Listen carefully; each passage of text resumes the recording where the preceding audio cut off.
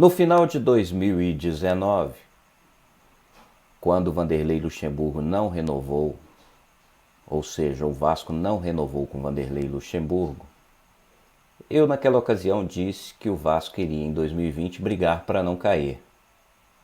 Fui crucificado nas redes sociais, fui xingado nas redes sociais e passado todo esse tempo, o Vasco em 2020 lutou e agora no início de 2021 perdeu a luta e foi rebaixado. E o que acontece? Hoje recebemos a notícia de que Vanderlei Luxemburgo não será mais o técnico do Vasco. Em função da reestruturação que o Vasco vem passando, promovida pela gestão Sagado, Luxemburgo não ficará. Nesse momento, eu não digo que é bom, nem digo que é ruim. Afinal de contas, estamos em terra arrasada e tudo o que está acontecendo é só a pontinha do iceberg, é só o começo. Ou seja, não existe treinador, metade do time provavelmente entrará na justiça contra o Vasco da Gama. Já ficamos sabendo que Ribamar entrou na justiça cobrando R$1,5 milhão do Vasco de salários atrasados. Então, com isso, a primeira baixa, Vanderlei Luxemburgo não será mais o técnico do Vasco. Olá, torcedor vascaíno, um prazer estar falando para vocês novamente, mas de uma maneira um pouco mais diferente, né? Uma maneira triste. Não conseguimos fazer a renovação do contrato. O Vasco da Gama entendeu que não deveria dar continuidade ao meu trabalho para essa temporada, não, que vai começar dentro do próprio ano, então uma coisa meio confusa, né? Então a diretoria do Vasco da Gama entendeu que não deveria continuar em função da reestruturação que o Vasco vai passar. E eu entendi que isso faz parte de um processo natural, normal do futebol. O Vasco foi para a segunda divisão, seu orçamento obviamente diminuiu bastante e a diretoria está fazendo tudo aquilo que tem que ser feito para uma reestruturação. E se entendeu que a renovação minha não cabia nesse momento do Vasco da Gama, eu entendo perfeitamente e não saio daqui com nenhuma mágoa, muito pelo contrário, eu saio bastante feliz por ter tido a oportunidade de trabalhar no Vasco mais uma vez. Infelizmente, o objetivo meu de voltar ao Vasco da Gama, faltando 12 jogos, e as pessoas falando, mas você vai correr risco na sua carreira? O Vasco da Gama não é correr risco, muito pelo contrário, é um prazer muito grande. E a possibilidade de poder, em 12 jogos, evitar que o Vasco fosse para a segunda divisão, era o objetivo principal.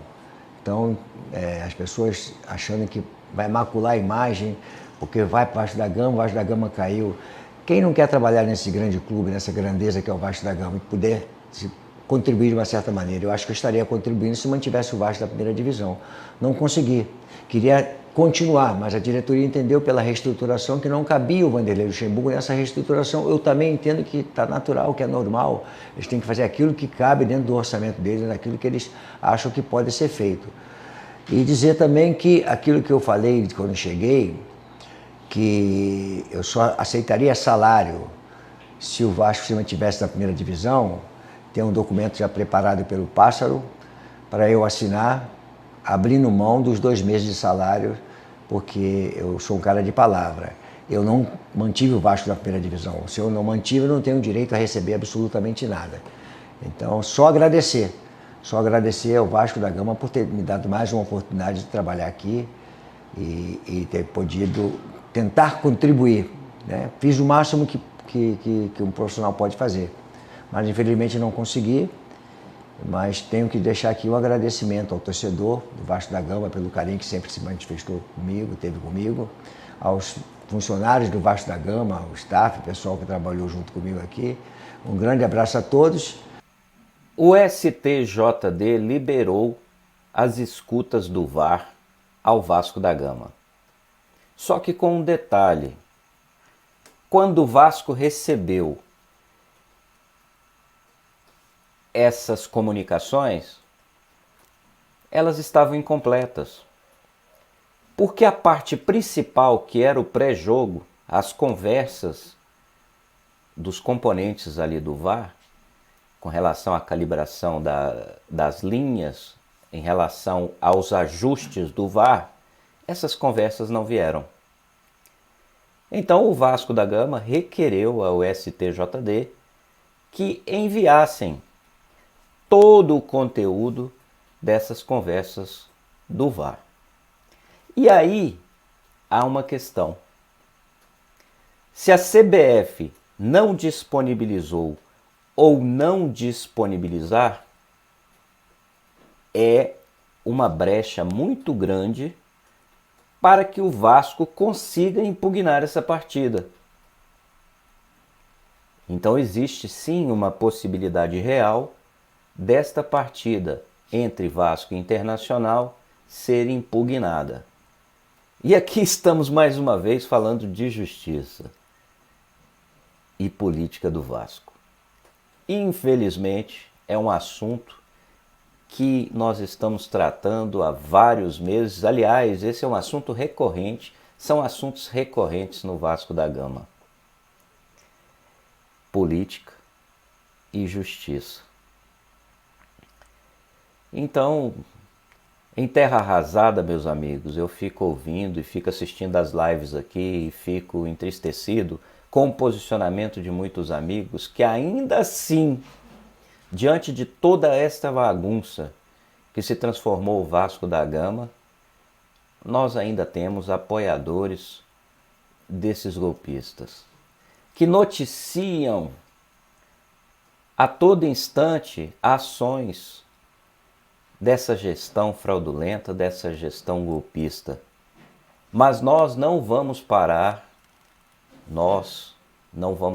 aqui de divulgar e de pedir a ajuda do torcedor para que a gente possa mobilizar o maior número possível de pessoas que pensam como a gente, para que a gente possa fazer pressão nessa gestão golpista, para que eles possam deixar São Januário. Lembrando que amanhã, antes do jogo contra o Goiás e durante o jogo contra o Goiás em São Januário, nós teremos protesto. Nós teremos um protesto da torcida. E você, torcedor vascaíno do Rio de Janeiro, que não concorda com esta manobra, que não concorda com esse golpe, que não concorda com estas decisões arbitrárias da Justiça do TJRJ, dê sua força, compareça a São Januário devidamente protegido por conta da pandemia e faça seu protesto. Ajude os irmãos vascaínos que lá vão estar a fazerem um protesto forte, vibrante, exigindo a saída de Jorge Sagado do Vasco da Gama.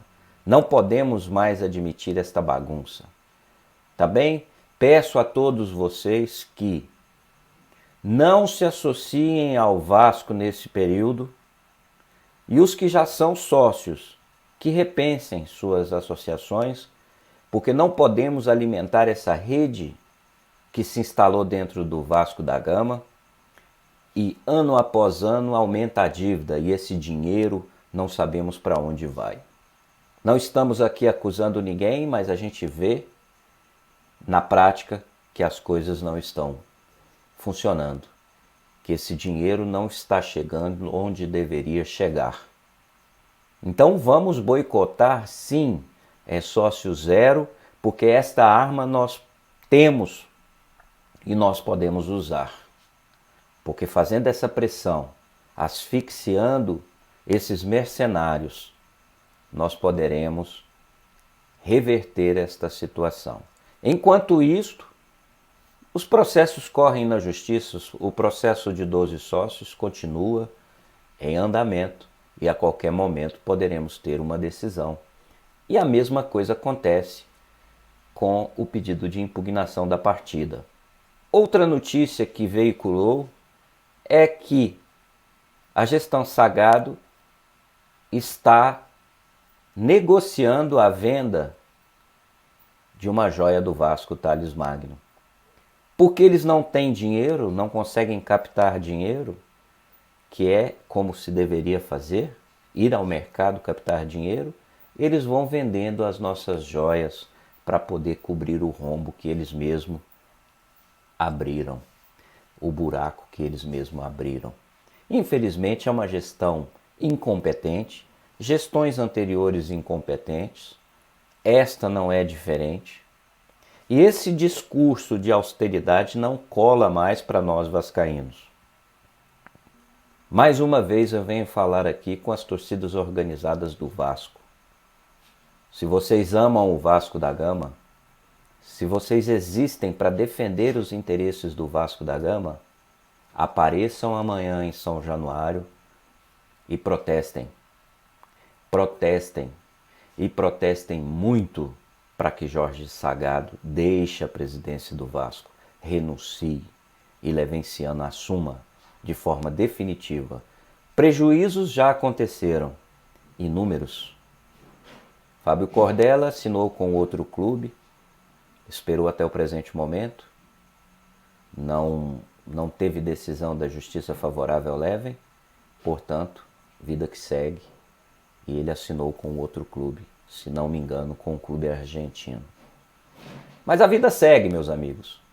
Vamos levar em frente, cabeça erguida, nada de choro, porque esses mercenários hipócritas não derramam uma lágrima por nós. Não correspondem ao nosso amor. Não tem contrapartida.